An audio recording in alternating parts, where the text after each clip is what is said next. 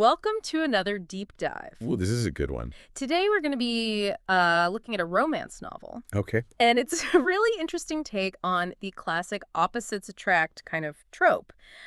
We've got Melanie, Right. who is this driven insurance broker, Okay. and Russ, who is a laid-back architect. Hmm. And their lives collide Wow. in a series of hilarious and heartwarming encounters.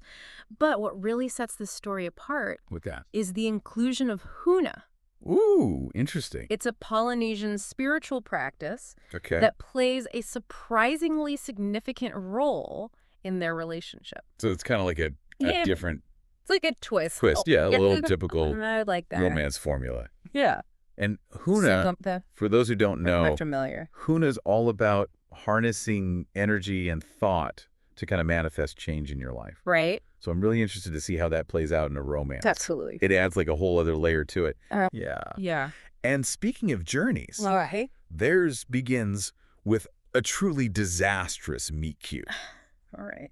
We're at a Tim Hortons. a Tim Hortons. Oh, yeah. Okay. So picture this, right? Sure. Chaotic coffee collision, flying lids, Oh, no. flared tempers, Oh. instant animosity. Oh. That sounds like a recipe for disaster. Right. Yeah. You think so? Well, but even in that initial clash, Yeah. I bet there's a little spark of attraction. There is. Yeah. And I think Russ is immediately intrigued by Melanie's fiery personality. Oh, I see. While Melanie, despite her, prickly exterior, Yeah. finds herself drawn to his calm demeanor. Oh, so it's that push and pull, Yeah. that tension where you're just like, come on, just Yeah. give in. Give into it. Yeah. Exactly. And does the story highlight their differences too? Oh, absolutely. Yeah. And not just in terms of personality, Oh, okay. but their professions. Yeah. Their worldview. So Uh-huh. Melanie, Okay. she's all about the meticulous details.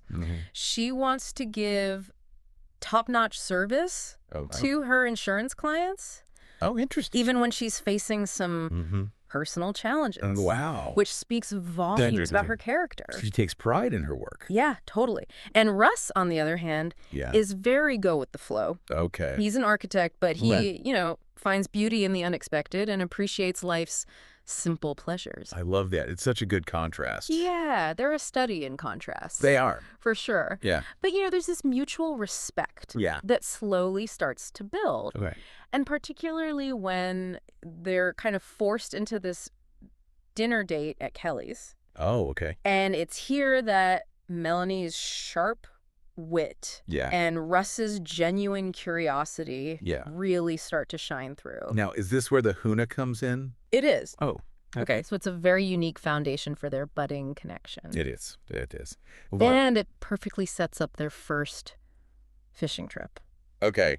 which is... So wait, hold on. Turning point in the story. I'm picturing this fishing trip, and I just know this is going to be good. Their first fishing trip is pure comedy gold. Oh, really? Melanie, this self-proclaimed townie Okay. who wouldn't know a fishing rod from a flagpole, Yeah. is suddenly thrust into the world of worms and bait and actual fish. And you know what? Sometimes it's those scenes Yeah. where I see, like, the guy's true colors. Ooh, interesting. Like, if he's patient with her, Yeah. or if he's like, oh, come on, you don't even know how to do this. Yeah, yeah. Like, you can really see his character there. You're totally right. I didn't even think of it like Yeah. that. I think he is going to be patient with her. He is. How good feeling. He is incredibly patient. Okay, good. He's guiding her through it. Yeah. And never making her feel foolish for her lack of experience. I love that. That's so sweet. And on this trip, their roles kind of reverse a little bit. What do you mean? Melanie, despite her initial reluctance to even touch worms, Yeah. ends up being a natural at fishing. Oh, wow. So it's a reminder that we shouldn't judge book by its cover. So just stack. Or in this case, a woman by her city slicker persona. I love that. People can surprise you. They can. And you know what? That brings us to an even bigger surprise. What's that? Melanie tries to teach Russ a hina miracle, Okay. making a cloud disappear. Ooh. Yeah. Now, this is where the story takes a bit of a magical turn. Okay. So Melanie, with her newfound confidence, All right. guides Russ through this huna visualization technique. Okay. And to his utter astonishment, the cloud vanishes. Whoa. Wait, so it actually works? It does. Okay, so this is getting interesting. And it's a pivotal moment, I think. For sure. Not just for their relationship. Yeah. But for Russ's own personal journey as well. It is. Because he's got to confront that skepticism. Oh, yeah. Like, are there really forces at play that we don't even understand? Right. Totally. And for Melanie, it deepens her sense of connection with him because he has now witnessed something so extraordinary. He can't deny it now. Exactly. Yeah. But remember, this is a romance novel. Yes. So not all Huna and magic clouds. What's going on with their connection? Well, their friendship is blossoming, Okay. but there's some undeniable chemistry simmering beneath the surface. Yeah. It's that tension again. Yeah, totally. All right. I'm ready for more. Let's dive in. So where do we go from here? Their friendship is there. The chemistry's there. Well, on their second fishing trip, okay, Melanie introduces Russ to the Huna concept of grumbling. Grumbling. Okay, what's that? So it's this technique for releasing negative emotions. So is this like, I don't know, something that people actually do, or? Melanie explains that it's not about complaining. Okay. It's about acknowledging and releasing those pent-up feelings that are kind of weighing you down. Okay. And she decides to put it into practice by grumbling to her ex-fiancé, Rick, about everything that went wrong in their relationship. Oh, so this is like a big step for her. Yeah. It's a huge step. Okay. And she experiences this incredible sense of relief afterwards. So she's letting go of... Yeah, she's letting go of that past hurt that she's been carrying for so long. I can see how that would be really powerful for her. It's really powerful, and it shows her growth that she's ready to move on. But here's the thing. What's that? Russ is still holding back.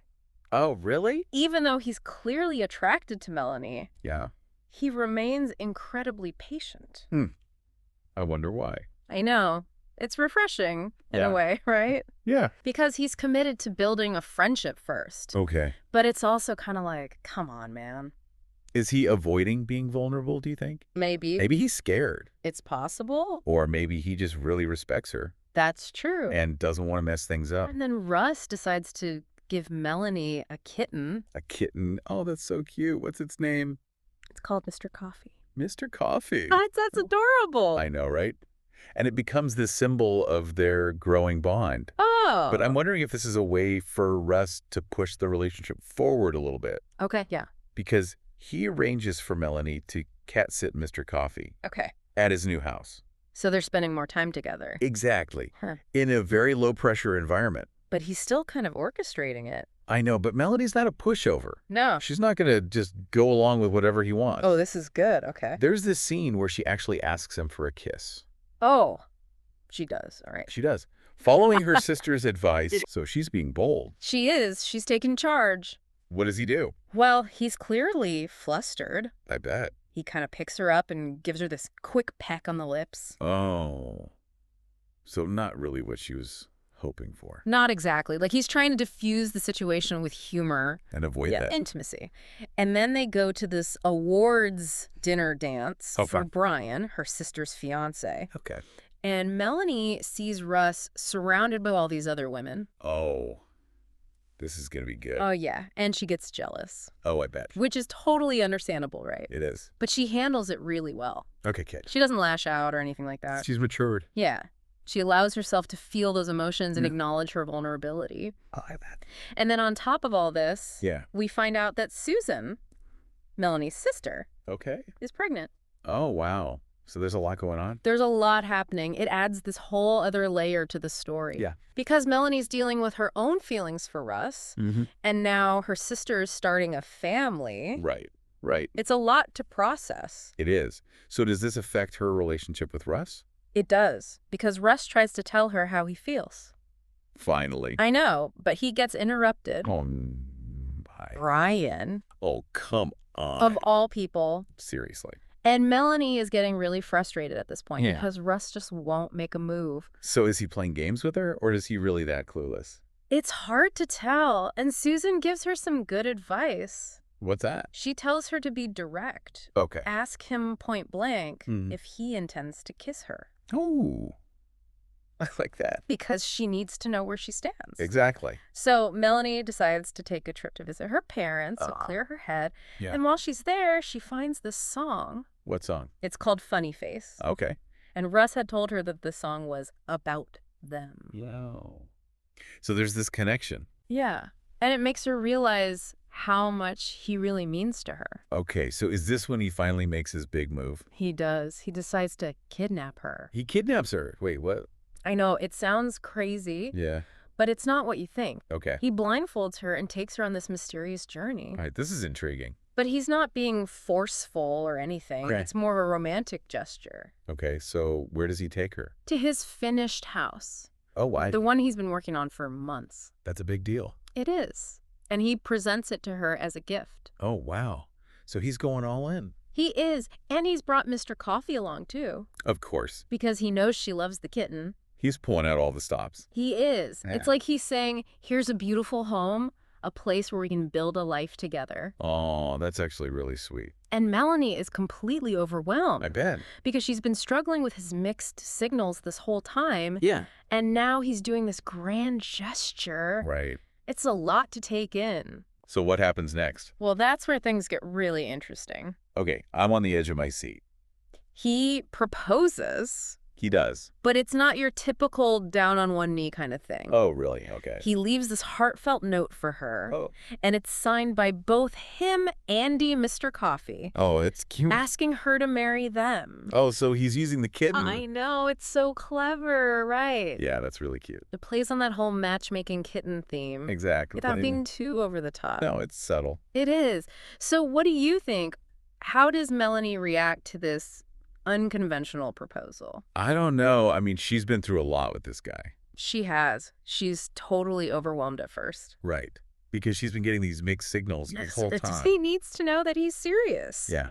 She needs reassurance. Totally. And the novel does a really good job of showing her inner conflict. Oh, I bet. Because she's excited about the house. Yeah. And she's touched by his gesture. But she's still scared of getting hurt. Right. So does she say yes right away? Ooh, good question. Well, the story actually ends. Ooh, it does? With Melanie holding the proposal note. Okay. Mr. Coffee is purring in her lap. Okay. And she has this look of hope and uncertainty in her eyes. They left us hanging. I know. Yeah. It's such a cliffhanger. But you know what? I kind of like that. Yeah. Because then I can imagine what happens and come up with my own ending. Totally. Totally. So do you think she says yes? I think she does.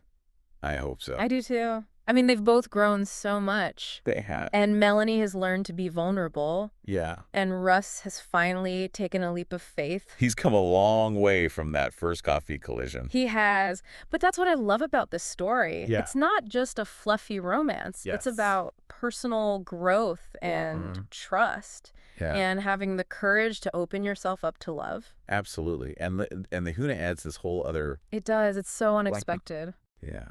It makes you think about different ways Totally. to approach life. So for our listeners who haven't read this book yet, Yeah. what do you think? Would you recommend taking a deep dive into Melanie and Russ's world? Oh, absolutely. Yeah. Especially if you're looking for something a little more than just a... A typical romance. Yeah. It really makes you think. It does. And it reminds us that love can be found in the most unexpected places. It can. And sometimes taking a chance on something different, something unconventional, can lead to real happiness. I love that.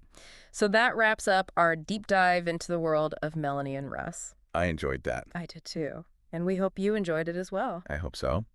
And if you were intrigued by that whole concept of huna, we encourage you to do some more research. Totally. You might be surprised. Yeah, it's fascinating stuff. It is. And we always love to hear your thoughts, so Yeah. let us know what you thought of this story. What resonated with you? Did you learn anything new about love or relationships? Exactly. Share your reflections in the comments below. And until next time, Keep exploring. keep learning And keep diving deep. into those stories that captivate your imagination.